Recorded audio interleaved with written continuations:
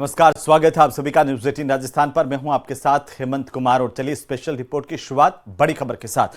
प्रधानमंत्री मोदी से मिलने के लिए जम्मू कश्मीर के मुख्यमंत्री उमर अब्दुल्ला पहुंचे हैं। पहलगाम हमले के बाद पहली बार प्रधानमंत्री से मुलाकात करेंगे सीएम उमर अब्दुल्ला। बड़ी जानकारी इस वक्त की बड़ी खबर, प्रधानमंत्री नरेंद्र मोदी से मिलने के लिए मुख्यमंत्री उमर अब्दुल्ला पहुंचे हैं। यह बड़ी खबर इस वक्त की दिल्ली से मिल रही है। आपको बता दें कि पहलगाम के हमले के बाद पहली बार प्रधानमंत्री से उनकी मुलाकात हो रही है जम्मू कश्मीर के मुख्यमंत्री की।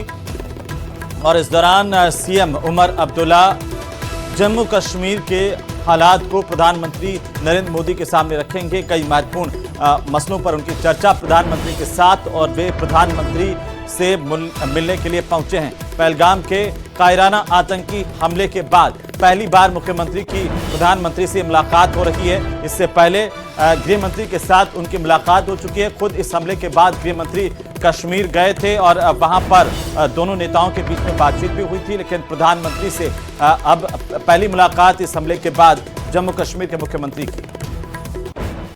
और इसी बीच राजधानी जयपुर से बड़ी खबर मिल रही है। शिव पुराण कथा का समय से पहले समापन हो गया। कथा में क्षमता से ज्यादा भीड़ उमड़ गई और 7 दिवसीय इस कथा का तीसरे दिन समापन किया गया। विद्याधर नगर में ये प्रदीप मिश्रा की कथा चल रही थी और मंच से कथावाचक प्रदीप मिश्रा ने खुद ये घोषणा की, बड़ा हादसा होने की संभावना बन रही थी। अव्यवस्थाओं को देखते हुए पुलिस कमिश्नर ने आयोजकों से बात की।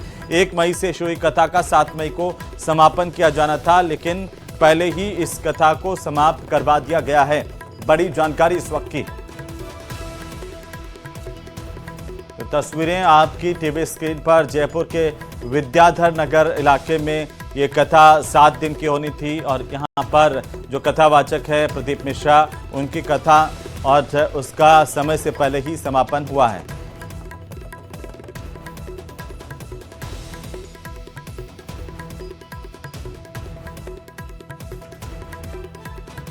कहा जा रहा है कि इस कथा के दौरान ज्यादा भीड़ आने की वजह से पुलिस प्रशासन और कथावाचक ने और आयोजकों की तरफ से मिलकर यह फैसला किया गया है कि कथा को जो है पहले ही समाप्त करवा दिया गया है। ये बड़ी जानकारी, बड़ी खबर।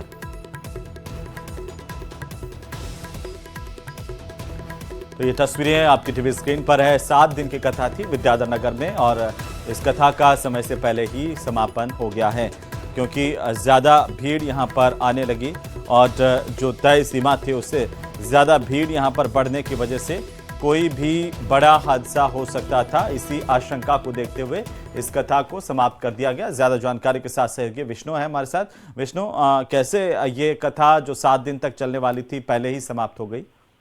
देखिए, जयपुर के विद्याधर नगर स्टेडियम में 1 मई को कथावाचक पंडित प्रदीप मिश्रा जी का जो कथा थी, शिव महापुराण कथा थी, वो शुरू हुई थी और 7 मई तक इसका आयोजन था। 7 दिवसीय शिव महापुराण कथा का आयोजन जयपुर में होना था, लेकिन इस अनुमान लगभग ये था कि करीब इसमें 20 से 30 हजार लोग शामिल हो सकते हैं, कथा सुनने के लिए आ सकते हैं। लेकिन उससे कहीं गुना ज्यादा जो श्रद्धालु हैं, जो सुनने वाले लोग हैं, उनका भीड़ ऐसी बड़ी कि जिसको देखते हुए पुलिस के भी हाथ पैर फूल गए, आयोजकों के हाथ पैर फूल गए और आखिरकार पुलिस प्रशासन ने, जिला प्रशासन ने कथा के जो आयोजक थे उनसे बातचीत की। चूंकि कहीं ना कहीं लाखों की संख्या में कथा सुनने वालों की भीड़ को देखते हुए अनुमान था कि कहीं कोई बड़ा ना हो जाए। चूंकि 1-2 बार ऐसी इस कथा स्थल के आसपास भगदड़ की जो जानकारियां थी, जो घटना जो थी वो सामने आई थी। ऐसे में आज पंडित प्रदीप मिश्रा जी की ओर से खुद मंच से ये अपील की गई, ये कहा गया, घोषणा की गई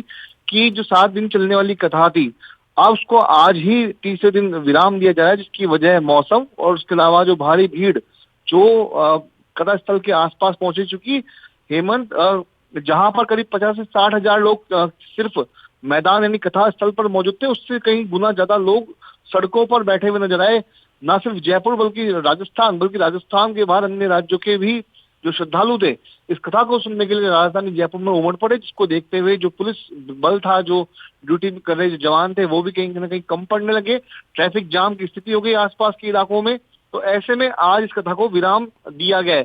साथ में यह भी बताया जा रहा है कि संभवतः आने वाले दिनों में किसी अन्य जगह पर जो कि बड़ी होगी, जहाँ पे इस भीड़ को बैठाया जा सकेगा कथा सुनने वालों को, वहां पर इसका आयोजन होगा। जी बिल्कुल विष्णु, अगर प्रशासन की अगर हम बात करें तो क्या प्रशासन के इंतज़ाम यहाँ पर पूरे नहीं हो पाए?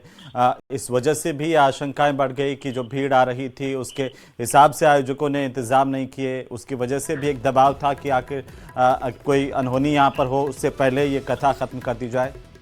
देखिए, आयोजकों की ओर से जो भीड़, जो संख्या पुलिस प्रशासन को बताई गई थी, जिला प्रशासन को बताई गई थी, वो उम्मीद से कहीं गुना ज्यादा वहां पर उमड़ पड़ी, जिसकी वजह से शुरुआत मैंने पहले दिन 1 मई से जब कथा शुरू हुई, दोपहर 1 बजे से कथा जब शुरू हुई, तभी पुलिस के हाथ पांव फूल गए, क्योंकि जो जाब्ता वहां पर लगाया गया था वो कम पड़ने लगा। और जिस तरह से लगातार लोगों की, श्रद्धालुओं की भीड़, यानी कि आज जबकि शनिवार और रविवार कोई कथा होनी थी, तो आज भी करीब बताया जा रहा है कि 3 से 4 लाख लोग कथा सुनने के लिए जयपुर में पहुंचे, जिसकी वजह से जाम की स्थिति बन गई। वहां पर पुलिस जो संभाल रही थी स्थिति को, वो कम पड़ने लगे और भगदड़ की जैसी स्थिति भी वहां पर बनने लगी, जिसको देखते हुए पुलिस कमिश्नर और उसके अलावा जिला कलेक्टर ने आयोजकों से बातचीत की और उसके बाद में कहीं ना कहीं निर्णय लिया गया कि इस कथा को विराम दिया जाए। तो ऐसे में मिश्रा जी की ओर से ही एक मंच से अनाउंस करवाया गया, उन्होंने घोषणा करवाई गई कि आज इस कथा को मौसम और भारी भीड़ को देखते हुए यहीं पर विराम दिया जा रहा है। जी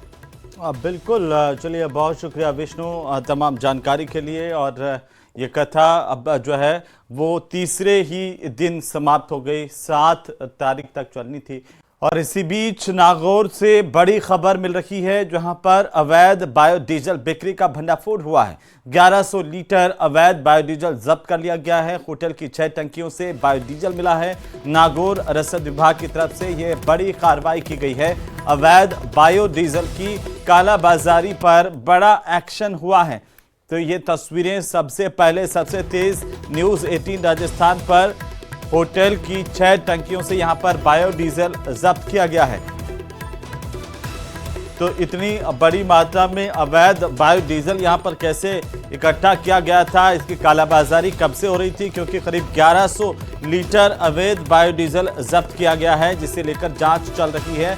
फिलहाल तमाम तथ्य हैं उनको लेकर जांच की जा रही है। होटल की 6 टंकियों में ये बायोडीजल भरा हुआ था, जिसे जब्त कर लिया गया है। टीम की तरफ से यह बड़ी कार्रवाई यहां पर की गई है। आपको बता दें कि नागौर में अवैध रूप से बायोडीजल तैयार करके उसकी कालाबाजारी करने का मामला भी सामने आया है।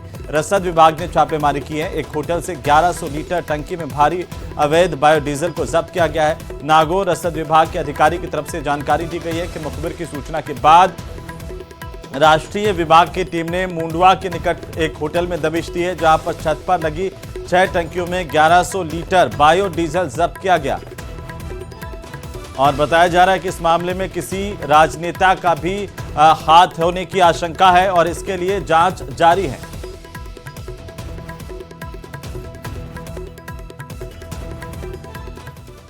उधर श्री गंगानगर हनी ट्रैप का सनसनीखेज मामला सामने आया, जहां पर खास बात यह है कि इस घिनौनी वारदात को आरोपी ने अपनी पत्नी के साथ मिलकर के अंजाम दिया। रिपोर्ट देखिए।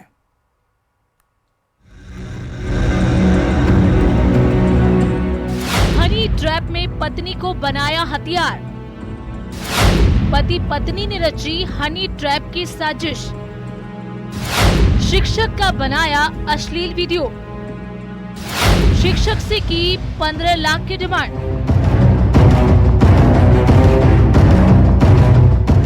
श्री गंगानगर की पुरानी आबादी थाना पुलिस ने हनी ट्रैप के मामले में दंपति को गिरफ्तार कर सनसनीखेज खुलासा किया है। आरोपियों ने एक सरकारी शिक्षक को निशाना बनाया। पहले उसके अश्लील फोटो और वीडियो बनाए और फिर 15 लाख रुपए की डिमांड की। आरोपियों ने रुपए नहीं देने पर शिक्षक को बलात्कार के मामले में फंसाने और वीडियो वायरल करने की धमकी भी दी, लेकिन पीड़ित समय रहते पुलिस के पास पहुंच गया और आरोपियों के हाथों लुटने से बच गया। उधर मामला दर्ज करने के बाद पुलिस ने जालूराम और उसकी पत्नी को गिरफ्तार भी कर लिया है। अब पुलिस आरोपी दंपति से पूछताछ में जुटी है। ये महिला ने इसके साथ एक गलत काम किया था और उसके बाद फिर इसको ब्लैकमेल करते हुए ऑलरेडी स्टार्टिंग में 20,000 रुपये उसने ट्रांसफ़र कर ली और अभी 15 लाख रुपए डिमांड कर रही थी, वरना इसको ब्लैकमेल कर रही थी कि वो 376 का मुकदमा दर्ज करवाएगी इसके खिलाफ। दोनों पति पत्नी ने मिलकर पहले शिक्षक को अपने जाल में फंसाया, गंदा काम किया, वीडियो बनाया और फिर शुरू हुआ ब्लैकमेलिंग का खेल। पति पत्नी की इस करतूत पर पुलिस को भी यकीन नहीं हो रहा है कि आखिर कैसे एक पति ब्लैकमेलिंग के लिए अपनी ही पत्नी का इस्तेमाल कर सकता है। लिहाजा पुलिस आरोपियों के तार खंगाल रही है। श्री गंगानगर पुलिस के द्वारा एक सरकारी अध्यापक को हनी ट्रैप के जाल में फंसाकर 15 लाख रुपए की डिमांड करने वाले ब्लैकमेलर पति पत्नी को गिरफ्तार किया गया है। श्री गंगानगर की पुरानी आबादी थाना पुलिस के द्वारा गिरफ्तार किए गए ब्लैकमेलर पति पत्नी के द्वारा अपने ही परिचित एक सरकारी अध्यापक को पहले हनी ट्रैप के जाल में फंसाया गया और उसके अश्लील फोटो वीडियो बनाकर 15 लाख रुपए की डिमांड की गई। ब्लैकमेलर पति पत्नी के द्वारा पीड़ित सरकारी अध्यापक के खिलाफ झूठा दुष्कर्म का मामला दर्ज कराने की धमकी देकर 15 लाख रुपए की डिमांड करते हुए मौके पर ही 20,000 रुपए ऑनलाइन ट्रांसफर करवा लिए गए। वहीं लगातार ब्लैकमेलर पति पत्नी की धमकियों से तंग आकर पीड़ित सरकारी अध्यापक के द्वारा पुलिस में शिकायत दर्ज कराई गई और पुलिस ने मामले की गंभीरता को देखते हुए आरोपी पति पत्नी को गिरफ्तार कर पूछताछ शुरू कर दी है। वहीं पुलिस ने संभावना जताई है कि हनी ट्रैप के जाल में फंसाकर ब्लैकमेलिंग करने वाले पति पत्नी के गिरोह में अन्य लोग भी शामिल हो सकते हैं, जिसको लेकर पुलिस के द्वारा अनुसंधान किया जा रहा है। अशोक शर्मा, न्यूज़ 18, श्री गंगानगर। उधर बाड़मेर से इस वक्त की सबसे बड़ी खबर मिल रही है, जहां नकबजनी की वारदात का खुलासा हुआ है। पुलिस ने 4 आरोपियों को यहां से गिरफ्तार किया है। चित्तौड़गढ़ के बेगू से आरोपियों की गिरफ्तारी हुई है। हरसानी और रामसर में वारदात को अंजाम दिया था। कंजर गैंग ने नकदी और लाखों के जेवर पार किए थे। सभी आरोपियों से पूछताछ की जा रही है। कई मामलों का खुलासा होने की संभावनाएं हैं, उम्मीद है। आपको बता दें कि एक बड़ी वारदात का खुलासा हुआ है। पुलिस की तरफ से एक पूरी की पूरी गैंग को एक्सपोज किया गया है। लगातार पुलिस छानबीन कर रही थी। अब सभी आरोपियों से पूछताछ की जा रही है और पूछताछ में कई अहम खुलासे हो सकते हैं।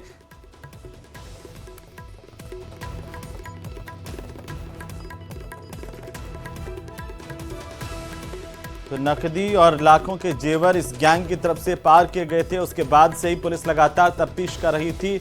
पुलिस को एक लीड मिली, इसके आधार पर अब 4 आरोपियों की गिरफ्तारी की गई, जिनसे पूछताछ में कई बड़े खुलासे हुए हैं। चित्तौड़गढ़ के बेगू से पुलिस ने इन आरोपियों को गिरफ्त में लिया और उनसे पूछताछ शुरू की है।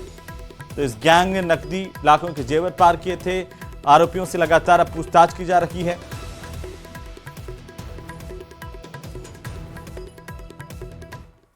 उधर झुंझुनू से खबर, जहां पर पहलगाम के आतंकी हमले के बाद झुंझुनू के एसपी शरद चौधरी ने सभी वृत्ताधिकारियों और थाना अधिकारियों को निर्देशित किया है कि वे रोजाना बांग्लादेशियों की धरपकड़ करने के लिए अभियान चलाएंगे, जिसके लिए टीमों का गठन किया गया है और जो संभावित जगहों जैसे कि कच्ची बस्तियों, झुग्गी बस्तियों आदि में जाकर तलाशी करेंगे। इन बस्तियों में रहने वाले एक एक व्यक्ति के दस्तावेजों की जांच होगी और अगर कोई अवैध रूप से यहां पर रह रहा है, कोई बांग्लादेशी मिलेगा तो उसे नियमानुसार वापस उसके देश में भेजा जाएगा। तो अब लगातार जगह जगह पुलिस को ये निर्देश दिए गए हैं कि अभियान चला करके इस तरह के घुसपैठियों की पहचान की जाए और उन्हें आइडेंटिफाई करके वापस से डिपोर्ट किया जाएगा। ये बर्बरतापूर्ण कांड पहलगाम जम्मू कश्मीर में होता है, उसके बाद से लेके अब तक के जो हालात हैं वो भी मीडिया के माध्यम से सभी लोगों को अवगत होते रहे। इसी क्रम में भारत सरकार और राज्य सरकार से हमें निर्देश मिले थे कि जो भी बांग्लादेशी अवैध रूप से प्रवास कर रहे हैं जिले में, उनको तत्काल पकड़ा जाए, धरपकड़ की जाए और उनको डिटेन करके जो उनको वापस बांग्लादेश भेजने की प्रक्रिया है उसकी पालना सुनिश्चित की जाए।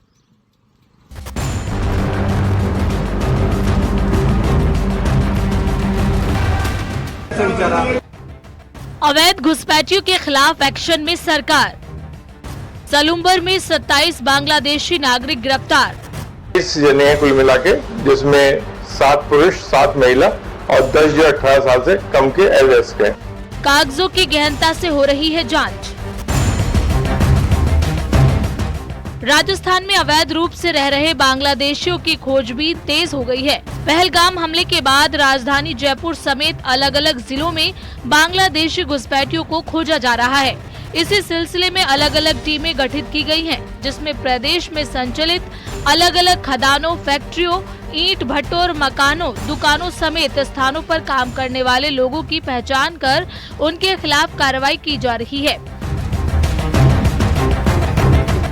सलूम्बर में पुलिस ने राज्य सरकार और PHQ के निर्देश के मुताबिक इलाकों में रहने वाले बांग्लादेशियों की पहचान के लिए 4 टीमों का गठन किया है, जिन्होंने 27 लोगों को हिरासत में लिया है, जिनसे पूछताछ की गई। पूछताछ में सामने आया कि ये लोग 10 से 15 साल पहले पैदल ही बॉर्डर क्रॉस करके भारत आए थे। ये खदान अपने माइंस और अपने जो ईंट भट्टे इनमें तलाश कर रहे थे, तो एक ईंट भट्टे के बस सेरिया गाँव के अंदर एक ईंट भट्टा था, उसके ऊपर कुछ संदिग्ध लोग नजर आए और उनको गहनता से उनसे पूछताछ की गई तो ये पाया गया कि वो बांग्लादेशी हैं और वो करीब 27 जने हैं कुल मिला के, जिसमें 7 पुरुष 7 महिला और 10 या 18 साल से कम के एवरेज हैं। तो उन सभी को जो है लेके आए, भी पूछताछ की है उनसे। उधर अलवर पहुंचे जयपुर के IG रेंज अजय लांबा ने बताया कि अब तक जयपुर में 90 बांग्लादेशियों को चिन्हित किया गया है, जिन्हें डिटेंशन सेंटर पर भेजने की तैयारी की जा रही है। इसके अलावा भिवाड़ी, खैरथल और अलवर जिलों में टीमें लगी हुई हैं, जो लगातार बांग्लादेशियों को चिन्हित करने का काम कर रही हैं। राज्य भर में अवैध रूप से रहने वाले बांग्लादेशी नागरिकों को चिन्हित करके उनका पता लगा करके जो भी कोई बांग्लादेशी नागरिक राजस्थान में रह रहे हैं उनको पुशबैक करने के हिसाब से पुलिस को ये निर्देश प्राप्त हुए। इसके तहत हमने 2 दिन से लगातार अभियान चला करके अवैध रूप से रहने वाले बांग्लादेशियों को चिन्हीकरण करने के लिए हमारी टीमें काम कर रही है। अब तक पूरी पुलिस रेंज में करीब 90 के आसपास बांग्लादेशी हमने चिन्हित करके उनको डिटेंशन सेंटर में भेजने की तैयारी कर रहे हैं। घुसपैठियों की धरपकड़ के लिए पुलिस अधिकारियों की कई टीमें बनाई गई। आम लोगों से भी अपील की जा रही है कि अगर उनके पास कोई जानकारी है तो उसे साझा करें। जम्मू कश्मीर में हुए आतंकी हमले के बाद प्रदेश में रहने वाले अवैध बांग्लादेशियों के खिलाफ सर्च अभियान चल रहा है। प्रदेश की सुरक्षा एजेंसी अलर्ट मोड पर है और बांग्लादेशियों को चिन्हित कर रही है। पुलिस की तरफ से गोपनीय अभियान भी जारी है। Bureau report, news 18 Rajasthan.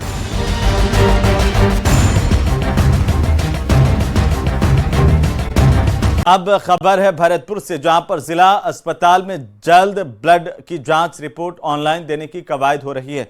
जानकारी के मुताबिक 1 सप्ताह में लोगों को अपने व्हाट्सएप नंबर पर उनकी खून की जांच रिपोर्ट मिल जाएगी। अभी हाल यह है कि लोग ब्लड का सैंपल देने जाते हैं, जिसके बाद करीब 2 बजे एक साथ सबको मैनुअल जांच रिपोर्ट दी जाती है। लोगों की भारी संख्या के चलते परेशानी का सामना करना पड़ता है। RBM और जनाना अस्पताल में रोजाना सैकड़ों मरीजों की खून की जांच होती है और ऐसे में कई बार मरीजों को रिपोर्ट लेने के लिए कई घंटे तक लाइन में खड़े रहना पड़ता है। वहीं लोगों को राहत पहुंचाने के लिए ऑनलाइन रिपोर्ट देने की तैयारी की जा रही है, जिसके बाद निजी लैब की तरह जिला अस्पताल के मरीजों को भी उनके मोबाइल पर ही जांच रिपोर्ट मिल पाएगी। लेकिन सवाल यह है कि वो कितने वक्त में ये जांच रिपोर्ट ऑनलाइन इन मरीजों को मिले, इसे लेकर के अभी जो है अब वो कवायद चल रही है।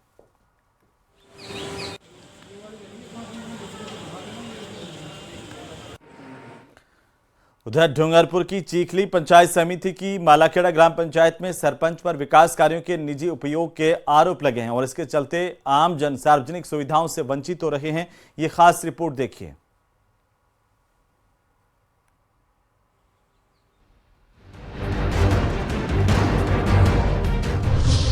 सरपंच के घर में विकास कार्य।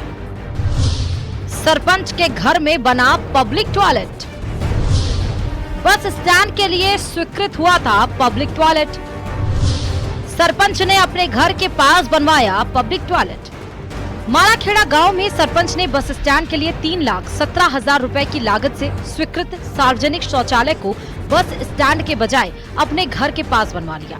सरपंच पर आरोप है कि उनका परिवार सार्वजनिक शौचालय का निजी उपयोग कर रहे हैं। वहीं सरपंच केशव लाल का कहना है कि बस स्टैंड के आसपास सरकारी जमीन नहीं है, जिसके चलते इस शौचालय का निर्माण उनके घर के पास सरकारी जमीन पर करवाया गया है।